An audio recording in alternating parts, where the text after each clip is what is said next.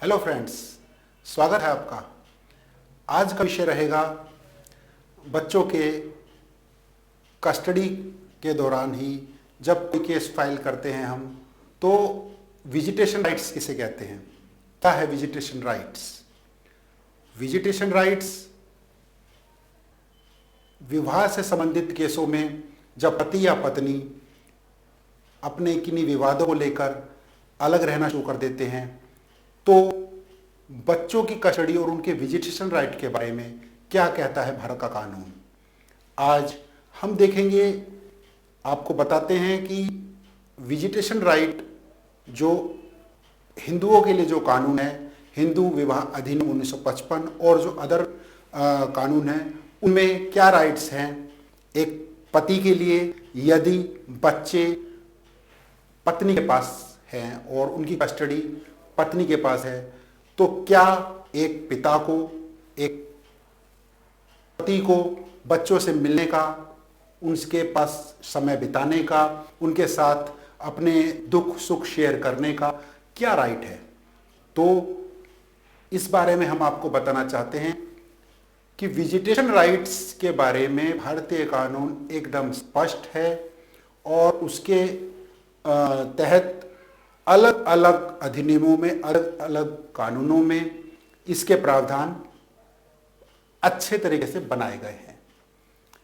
सबसे पहले हम बात करेंगे कि विजिटेशन राइट के बारे में जो कानून है वो किस तरीके से आपकी मदद करते हैं यदि आपके बच्चे आपके जीवन साथी के पास में हैं और आप उनसे मिलना चाहते हैं और आप उनके साथ कुछ समय बिताना चाहते हैं।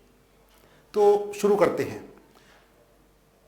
विजिटेशन राइट के लिए, मिलने के राइट के लिए आपको कोर्ट के समक्ष एक एप्लीकेशन फाइल करनी होती है, जिसे हम बोलते हैं एप्लीकेशन फॉर विजिटेशन राइट। ये एक इंटरिम रिलीफ होता है, एक इंटरिम एप्लीकेशन होती है। अब ये कोई सेपरेट केस फाइल करके आप कोर्ट में विजिटेशन राइट नहीं ले सकते। आपको विजिटेशन राइट के लिए जिस कोर्ट में आपके विवाह से संबंधित विवादों का निपटारा होने के लिए केस पेंडिंग है, वहीं आप इंटरिम एप्लीकेशन लगाएंगे विजिटेशन राइट के लिए। अब देखिए, अलग अलग केसेस फाइल हो रखे होते हैं कोर्ट में, तो उसमें अलग अलग एप्लीकेशन आपको लगानी पड़ सकती है। पहला, हिंदू विवाह अधिनियम। हिंदू विवाह अधिनियम 1955। इसमें यदि कोई भी आपका केस पेंडिंग है, पत्नी ने किया है, पति ने किया है, जिस भी पार्टी ने किया है और वो कोर्ट में अभी लंबित है, अदालत में अभी उसकी सुनवाई चल रही है, तो वह पक्ष जिसके पास अपने बच्चे नहीं हैं, जिस मतलब उसकी कस्टडी उसके पास नहीं है और वो उस अपने बच्चों से मिलना चाहता है, तो वो उस कोर्ट के समक्ष अपनी विजिटेशन राइट की एप्लीकेशन लगा सकता है। ये कौन सा सेक्शन है? Section 26 of Hindu marriage act. ये इंटरिम एप्लीकेशन आप लगा सकते हैं। अब बात आती है कि यदि हिंदू मैरिज एक्ट के तहत जो केसेस फाइल हो सकते हैं, जैसे डिवोर्स का, जैसे विवाह को नल एंड वॉइड कराने का और 9 HMA का। इसके अलावा यदि कोई केस जो 9 हिंदू मैरिज एक्ट में फाइल नहीं हो रहे हैं, तो एक अलग से उसके लिए प्रावधान किए गए हैं। जैसे पति या पत्नी ने बच्चों की कस्टडी के लिए कोई केस कोर्ट में फाइल किया, उसे हम बोलेंगे petition under section 7 read with section 25 of guardian and wards act 1890। अब ये प्रॉपर पिटिशन है, ये मेन पिटिशन है। इसमें विजिटेशन राइट जो है उसके लिए आपको एक इंटरिम एप्लीकेशन लगानी होती है, जो आप इंटरिम एप्लीकेशन लगा सकते हैं। इसमें जो इंटरिम एप्लीकेशन आपकी लगेगी वो ये डिसाइड करेगी कि जो विजिटेशन राइट है वो पिता के पास रहेंगे या मदर के पास रहेंगे कि अपने बच्चों से मिलने के लिए। अब बात आती है कि कोई केस फाइल हुआ है, जैसे डोमेस्टिक वायलेंस एक्ट के तहत आपकी पत्नी ने आपके खिलाफ, हस्बैंड के खिलाफ उसकी वाइफ ने कोई डोमेस्टिक वायलेंस का केस फाइल किया हुआ है।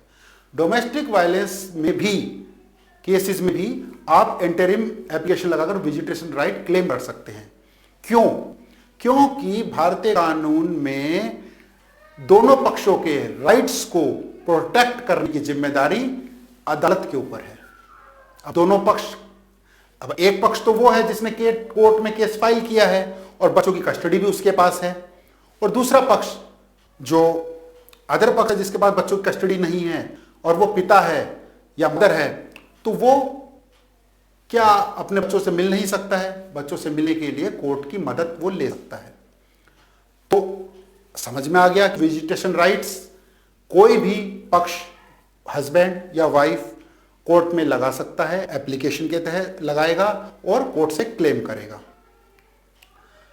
और क्योंकि विजिटेशन राइट के बारे में हमारे कोर्ट को सिर्फ 2 या 3 चीजों को देखना होता है, ज्यादा इसमें कोर्ट समय नहीं लेती है। और विजिटेशन राइट की कोई भी एप्लीकेशन लगेगी, वो एप्लीकेशन जिस दिन सामने वाली पार्टी को सर्व हो जाती है, उसे मिल जाती है, उसको दे दी जाती है कोर्ट के थ्रू, उस तारीख से 60 दिन के अंदर अंदर कोर्ट को ये फैसला सुनाना होता है, उस एप्लीकेशन को डिस्पोज ऑफ करना होता है, उस एप्लीकेशन पे अपने फैसले को निर्णय देना होता है।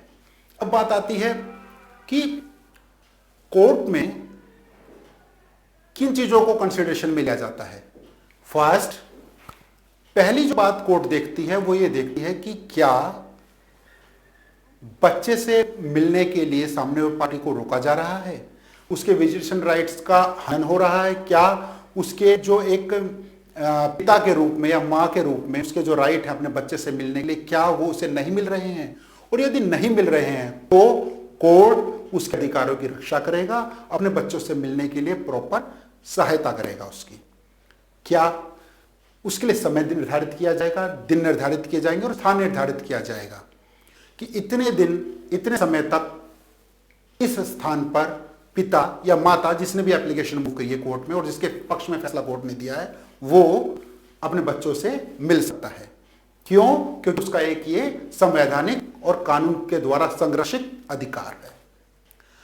अब देखिए, सेक्शन 6 जो है हिंदू मैरिज एक्ट, वो क्लियर ये बोलता है कि कई चीजों को Hindu minority and guardianship act section 6 में बच्चों जो माइनर है और यदि उसकी उम्र 5 साल से कम है तो उसकी कस्टडी मां के पास है, लेकिन क्या उसकी विजिटेशन राइट पिता को मिल सकते हैं? यस, ऑफ कोर्स मिल सकते हैं। क्यों? क्योंकि custody is different than visitation rights. 5 साल से छोटे बच्चे को क्या पिता से मिलने के लिए नहीं दिया जाएगा? यह बिल्कुल रॉन्ग परसेप्शन है। बिल्कुल मिलने दिया जाएगा। क्यों? क्योंकि उसको अपने पिता का और अपनी मां का, दोनों का ही स्नेह कोर्ट के द्वारा संरक्षित किया जाएगा, दोनों को यह सुनिश्चित किया जाएगा कि दोनों का उसको प्यार मिले, विजिटेशन राइट्स के थ्रू मिले और प्रॉपर कोर्ट के थ्रू ऑर्डर उसका किया जाए। तो कस्टडी के बारे में कि कस्टडी बच्चे की किसके पास रहेगी, अलग अलग विवादों में, अलग अलग केसों में, अलग अलग अधिनियम में इसकी पूरी व्यवस्था की गई है, जिसका एक अलग से वीडियो मैंने अपने YouTube चैनल पर पहले से ही डाला हुआ है। इसका लिंक आपको डिस्क्रिप्शन बॉक्स में मिल जाएगा, तो आप उसे भी देखें यदि आप कस्टडी में इंटरेस्टेड हैं, और यदि आप विजिटेशन राइट्स के लिए अपने आप को अधिकारी मानते हैं और अपने आप को इस चीज के लिए रिस्पॉन्सिबल लेते हैं, तो आप प्लीज विजिटेशन राइट के लिए अलग से प्रॉपर एप्लीकेशन मूव कीजिए, उस कोर्ट में मूव कीजिए जिसमें आपके केसेस पेंडिंग हैं, और वहां से अपने आप को रिलीफ क्लेम कीजिए। तो आशा करता हूं ये वीडियो आपके लिए सूचना जो है, इंफॉर्मेशन बहुत अच्छी लगी होगी आपको, ये वीडियो आपको अच्छा लगा होगा। इसी तरह आप इस वीडियो मेरे चैनल पे वीडियो को देखते रहिए और लगातार इसको शेयर करते रहिए। और यदि आपने इस चैनल को सब्सक्राइब नहीं किया है तो प्लीज़ इस चैनल को सब्सक्राइब कीजिए और बेल आइकन को प्रेस कीजिए, ताकि इस चैनल के नोटिफिकेशन आपको मिले और आपकी कोई भी जरूरी वीडियो जो आपके काम की होती है वो मिस ना हो। थैंक यू, धन्यवाद।